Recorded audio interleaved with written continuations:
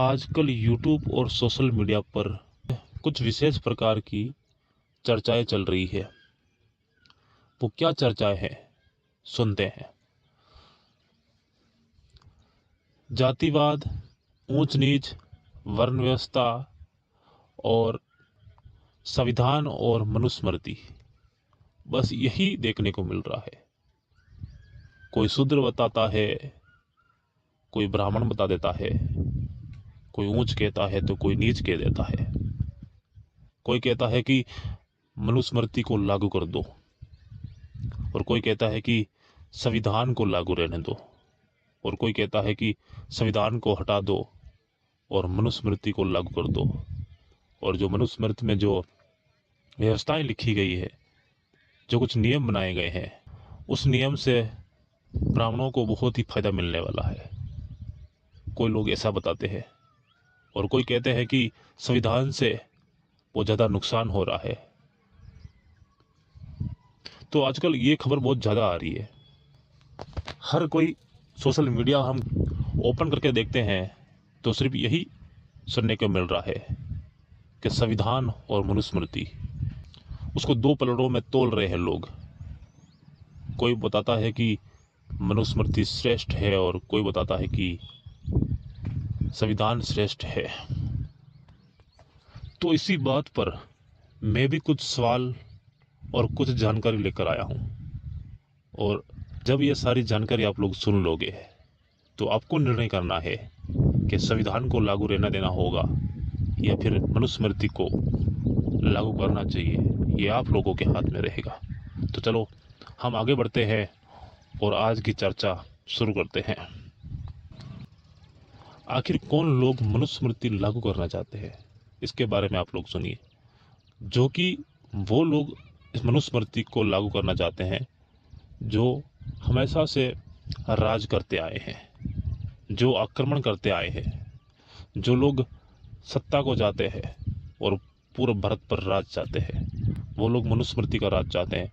वो चाहते हैं कि मनुस्मृति में जो लिखा हुआ है, जो नियम बनाए हैं, वो अति प्रिय है और वही रहने चाहिए।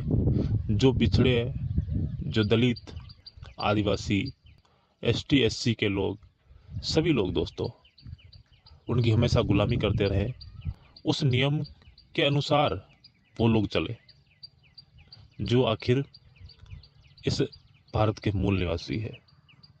तो जो मनुस्मृति है वो लागू करके बस यही साबित करना चाहते हैं कि जो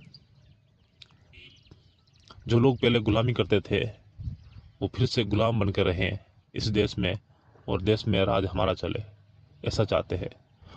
जो संविधान लागू है उस संविधान को हटाना चाहते हैं। संविधान जो है वो क्या कहता है, भारत के मूल निवासियों को अधिकार देता है और हक देता है कि तुम इस भारत के मूल निवासी हो, तुम्हें यहाँ पर रहने का अधिकार है, तुम भारत के नागरिक हो और कोई भी कार्य अगर तुम लोग करते हो तो संविधान तुम्हारा उसमें सपोर्ट करता है। उसमें कुछ ऐसे नियम बनाए गए हैं।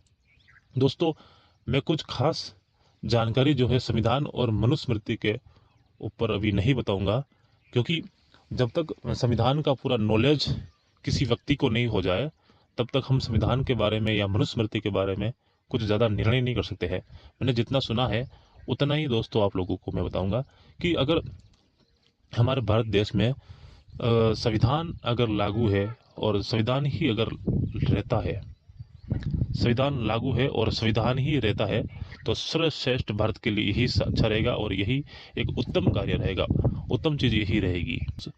भारत में अगर हमेशा के लिए संविधान जो है वो लागू रहता है तो यहाँ की जो प्रजा है, यहाँ के जो आदिवासी, एसटी एससी, पिछड़े वर्ग और दलित समाज के जितनी भी कैटेगरियाँ हैं वो सुरक्षित रहेगी और उन पर कोई अत्याचार नहीं बढ़ेगा।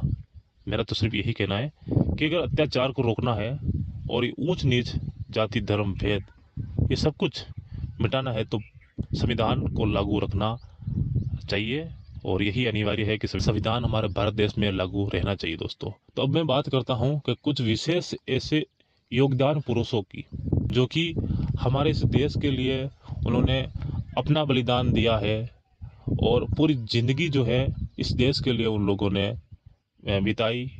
अंतिम समय में चल रहे थे तो भी उनके अंदर जो है उनकी भावना जो उन लोगों की थी देश को लेकर थी, और देश में एक अच्छा कार्य करने के लिए वो लोग जन्म लिए थे और वो अच्छा कार्य किए थे दोस्तों। तो ऐसे विशेष गण कुछ लोग हैं जिन्होंने देश के लिए कुछ अच्छा काम किया। तो उसमें से दोस्तों एक व्यक्ति का मैं नाम जो है आज आपके सामने रखना चाहूँगा, और वही व्यक्ति चलकर जो है, जब हमारे देश में मुगल और आर्य लोगों का राज चलता था, श्रवण लोगों का राज चलता था और इधर मुगलों का राज चलता था, उस समय उस व्यक्ति ने जन्म लिया था भारत भूमि पर। और भारत भूमि पर वो जन्म लेकर उन्होंने एक अच्छा संदेश सबको दिया था, और वो हमेशा उन आर्यों और उन मुगलों के खिलाफ चलते थे। वो व्यक्ति जिन्होंने ये संदेश दिया था कि हमें जाति, धर्म, विवाद ये सब कुछ खत्म कर देना चाहिए। जातिवाद, ये ऊंच नीच, ये ब्राह्मण, क्षत्रिय, शूद्र जैसी चीज़ों को हमें मिटा देना चाहिए। ऐसे व्यक्ति ने जो कार्य किया था, उस व्यक्ति का दोस्तों नाम था कबीर। कबीर ने न तो वो मुगलों का साथ दिए, न ही ब्राह्मणों का साथ दिए थे। वो एक अलग टीम लेकर चलते थे, हमेशा अलग एक कैटेगरी बनाकर कबीर चला था। कबीर ने एक अलग कैटेगरी बनाई, अलग धर्म बनाया और अलग तरीके से उन्होंने कार्य किया था। देश को जोड़ने का कार्य किया था। ऊंच नीच और जातिवाद ये सब कुछ चीज़ें ख़त्म करने का काम किया था।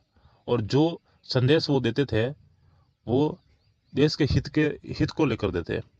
वो जो संदेश देते थे वो देश के हित में रहकर संदेश देते थे, और उनमें कोई ऐसी कोई बात नहीं थी कि वो कभी किसी लोगों को भड़काए और किसी खिलाफ किसी जाति या किसी वर्ण के खिलाफ भड़काते थे। ऐसा कुछ नहीं था। वो सिर्फ एक ही बात समझाते थे कि यहाँ पर जाति और वर्ण व्यवस्था जो चीज़ें हैं ये सब कुछ बनाई गई है, और तुम लोग इस चीज़ों पे मत बंधो, किसी के गुलाम मत बनो। तुम्हें जो लोग हैं जो वर्ण व्यवस्था के अंदर बांध कर तुम लोगों को शूद्र बना दिया गया है। तुम शूद्र नहीं हो, तुम इस देश के वासी हो, इस देश पर तुम लोगों का अधिकार है। तो दोस्तों उसके बाद जब ये सारी जो चर्चाएं हैं उन लोगों ने रखी सामने, और सामने रखकर जब कबीर का जन्म हुआ था उसके पश्चात जो है इन्होंने ये क्या किया कि जैसे जैसे समय बढ़ता गया तो मुगलों का राज चलते हुए भी उन्होंने मुगल के खिलाफ भी कुछ आवाज़ उठाई और ब्राह्मणों के खिलाफ भी कुछ आवाज़ उठाई थी उस समय।